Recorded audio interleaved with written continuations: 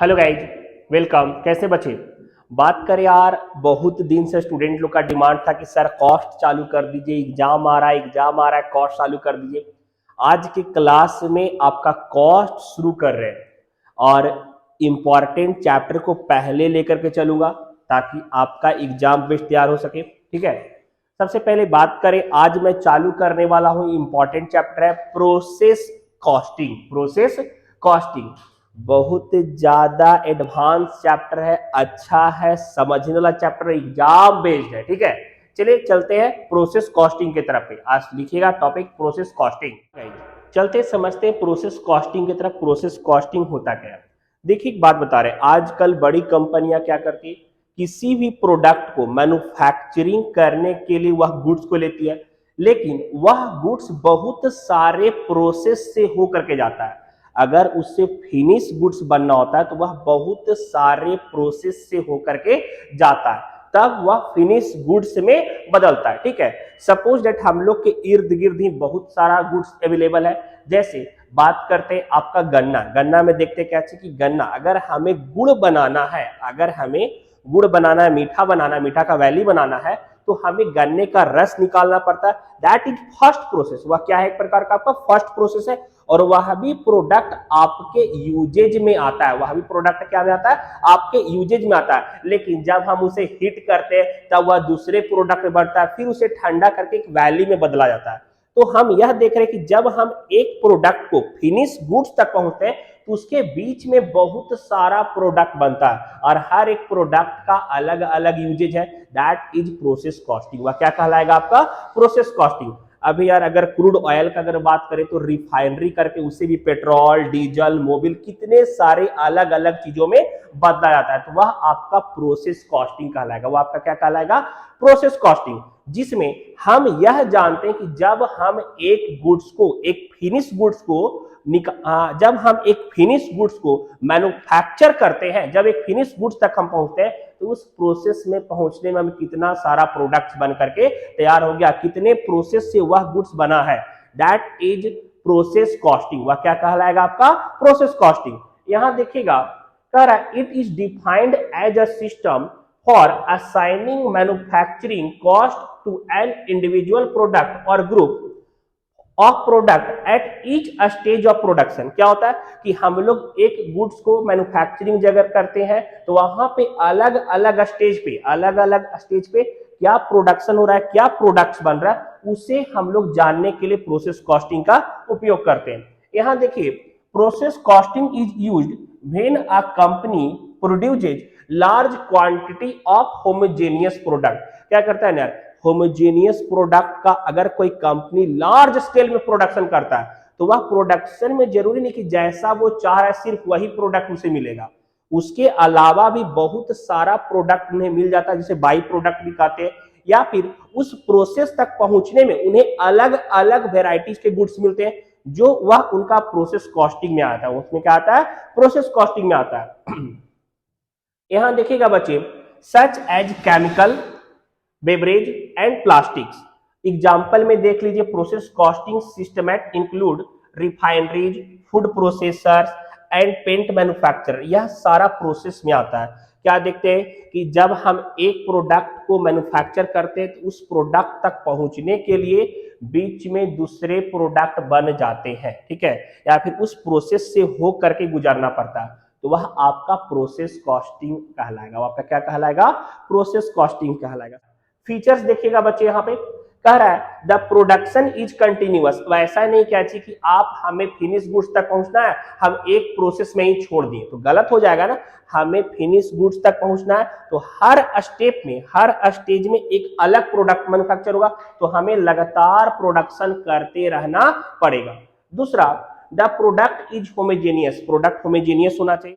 हमें homogeneous product का सहारा लेना पड़ता है, और होमोजेनियस का मतलब क्या होता है? एक ही सामान से बने हुए दूसरे प्रोडक्ट, एक ही सामान से बने हुए दूसरे प्रोडक्ट का सहारा लेना पड़ता है। क्लियर? तो थर्ड है आपका, the output of one process become the raw material of another process. समझिएगा, अगर हमने फर्स्ट प्रोसेस से चला, ठीक है, और वहां पे वह कुछ बन करके तैयार हो गया, वह बन करके कुछ तैयार हो गया, लेकिन जैसे ही हम प्रोसेस 2 में जाएंगे तो जो फर्स्ट प्रोसेस का आउटपुट होगा वह सेकेंड प्रोसेस के लिए रॉ मटेरियल कहलाएगा। जैसे फर्स्ट प्रोसेस में जो फिनिश गुड्स हो गया, ठीक है, वह सेकेंड प्रोसेस के लिए क्या कहलाएगा, आउटपुट, सॉरी रॉ मटेरियल, वह क्या कहलाएगा, रॉ मटेरियल कहलाएगा सेकेंड प्रोसेस के लिए। और वही सेकेंड प्रोसेस से अगर कोई थर्ड प्रोसेस पे भी जा रहा है तो सेकेंड प्रोसेस का फिनिश गुड्स थर्ड के लिए रॉ मटेरियल कहलाएगा, कोई दिक्कत नहीं। थर्ड बात करते हैं, the output of the last process is transfer to finish stock. क्या होता है, अगर लास्ट प्रोसेस के बाद जो गुड्स कहलाएगा वो कहलाएगा दिस इज फिनिश गुड्स, इसे मार्केट में बेचना, हमें यही तैयार करना था, दैट इज फिनिश गुड्स, वह क्या कहलाएगा, फिनिश गुड्स कहलाएगा। क्लियर, कोई डाउट नहीं है। चलिए आगे बच्चे, कह रहा है cost are collected process wise. देखिए कभी कभी क्या होता है ना कि कंपनीज को अगर वह एक प्रोसेस से दूसरे प्रोसेस में चली गई और उसी वक्त अगर कोई डिमांड कर दे कि नहीं हमें उसी प्रोसेस में सामान आपका चाहिए, क्लियर, तो कंपनी को वहां पे वैल्यू पता होगा तब ना वह बेच सकती है बच्चे। तो यहाँ पे वह हर प्रोसेस में क्या कॉस्ट आ रहा है इसे जानने के लिए भी प्रोसेस कॉस्टिंग का उपयोग करता है, कोई दिक्कत नहीं। आगे, both direct and indirect cost are accumulated in each process. हम लोग डायरेक्ट कॉस्ट और इनडायरेक्ट कॉस्ट क्या लग रहा है एक प्रोडक्ट को बनाने में, हम हर एक प्रोसेस में डिसाइड करते हैं, ठीक है। चलिए आगे चलते हैं, थोड़ा फॉर्मेट बना के दिखाता हूं, ध्यान दीजिएगा। प्रोसेस कॉस्टिंग में अब कुछ खास तरीके समझिएगा, बस एग्जांपल्स में कुछ बता रहे हैं और इसके बाद आपका नेक्स्ट क्लास में प्रैक्टिकल प्रॉब्लम बताएंगे। देखिएगा, समझिए पहले, देखिए जैसे सपोज दैट अगर हम एक प्रोडक्ट को, सपोज दैट हमारा प्रोडक्ट है एक्स, हमारा प्रोडक्ट कोई एक्स प्रोडक्ट है और इसे हमें बनाना है, ठीक है, इसे हमें क्या करना है, बनाना है, और हमें इस तक पहुंचने में 3 प्रोसेस लग रहा है। इस तक हमें पहुंचने में कितना प्रोसेस लग रहा है, 3 प्रोसेस लग रहा है, ठीक है। तो यहां देखिएगा, यह इसका प्रोसेस 1 हो जाएगा, फर्स्ट प्रोसेस, यह इसका दूसरा प्रोसेस कहलाएगा प्रोसेस 2, और यह इसका प्रोसेस 3 कहलाएगा। समझिएगा मेरी बात को ध्यान से। देखिए क्या हो रहा है, हमें प्रोडक्ट एक्स बनाना है और हमें यह पता है कि प्रोडक्ट एक्स को बनाने के लिए हमें 3 प्रोसेस से होकर के जाना पड़ेगा। तो पहले प्रोसेस में आपका देखिए, फर्स्ट प्रोसेस में हमने यहाँ पे रॉ मटेरियल को लगाया, ठीक है। तो यहाँ पे हम लोग का 2 ओपनिंग रॉ मटेरियल, 2 बेजेज, 2 यहाँ पे आपका पावर या फिर जो भी आपका डायरेक्ट एक्सपेंस और यहाँ पे इनडायरेक्ट एक्सपेंस कुछ भी हो सकता है, ठीक है। यह आपका टोटल हो गया और यहाँ पे बाई प्रोसेस 2, प्रोसेस 2 मतलब आपका प्रोसेस 1 में जो जो रॉ मटेरियल और डायरेक्ट और इनडायरेक्ट एक्सपेंस लगा, इससे हम लोग का जो भी यहाँ पे कॉस्ट आएगा यह आपका प्रोसेस 2 में जाएगा। तो हम यहाँ पे लिखेंगे टू ट्रांसफर फ्रॉम प्रोसेस 1। अब यहाँ पे जब गुड्स आएगा तो यहाँ पे भी अपना इसका कुछ रॉ मटेरियल लग सकता है, यहाँ भी इसका अपना पर्सनल खर्च हो सकता है, और यहाँ का फाइनल करने के बाद यह प्रोसेस 3 में जाएगा। यहाँ भी हम उस तरीके से कैलकुलेट करेंगे और तब हमारा यहाँ पे प्रोसेस 3 में जो फाइनल कॉस्ट आएगा वह हम लोग का फिनिश गुड्स बन जाएगा। यह हमारा क्या कहलाएगा, फिनिश गुड्स कहलाएगा।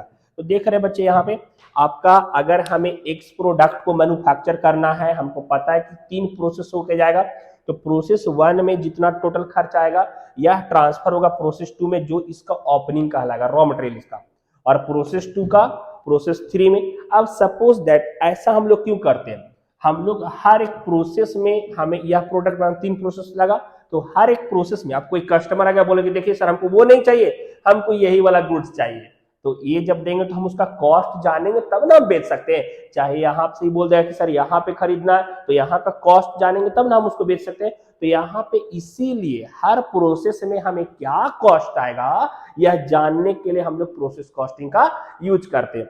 अभी समझिए बच्चे, बाई प्रोडक्ट होता है, क्या होता है बाई प्रोडक्ट के बारे में। अब कभी कभी यार ना कि मतलब अगर हम कुछ बना रहे हैं, ठीक है, लेकिन अचानक से या फिर किसी तरीके से केमिकल रिएक्शन या फिर कुछ भी अगर हो गया वैसा जिससे एक नया प्रोडक्ट बन गया, ठीक है, मतलब एक प्रोडक्ट को मैन्युफैक्चर करने में कुछ दूसरा प्रोडक्ट और बनेगा ही बनेगा, दैट इज बाई प्रोडक्ट। उसको हम लोग वेस्टेज नहीं करते, बल्कि उससे भी हम लोग बेच देते हैं। ठीक है, जैसे हम आपको एग्जांपल बता रहे हैं, सरसों का ऑयल निकलते हुए लोग देखे होंगे। अब सरसों का ऑयल जब निकलता है ना, तो ऑयल तो हमें मिला, हमारा क्या था, मोटो हमारा क्या था कि भाई हमें ऑयल बनाना है, हमें तेल बनाना है, हमें खाने वाला तेल चाहिए। लेकिन जो उसका भुस्सी क्या होता है कि निकल जाता है उसका वेस्टेज प्रोडक्ट, तो वह भी जलाने के काम में आ रहा है, फिर किसी किसी दूसरे काम में भी यूज होता है, तो वह आपका बाई प्रोडक्ट, तो उसे भी बर्बाद फेंक नहीं दिया जाता, बल्कि उसे भी बेचा जा सकता है, तो उसे हम लोग बाई प्रोडक्ट कहते हैं। तो वह सब जानने के लिए ना हमारा प्रोसेस कॉस्टिंग बहुत ज्यादा हेल्पफुल है। ठीक है, समझ में यहां तक आ गया। नेक्स्ट क्लास में प्रैक्टिकल प्रॉब्लम के साथ शुरू करेंगे, और आपके लिए ना यार बच्चे बहुत ज्यादा अच्छा है, एग्जाम बेस्ड पढ़ा रहे हैं। लग रहा है कि हमारा चैनल हेल्पफुल है, सपोर्टिव है, तो ज्यादा से ज्यादा फ्रेंड तक शेयर कीजिए। आपका एग्जाम आ रहा है, सपोर्टिव रहेगा। साथ साथ cost management, tax, business math सारा मिल रहा है हमारे चैनल पे, तो कहीं और जाने का जरूरत नहीं, यहीं से पूरा पढ़ाएगा, सारा क्वेश्चन बताऊंगे A to Z।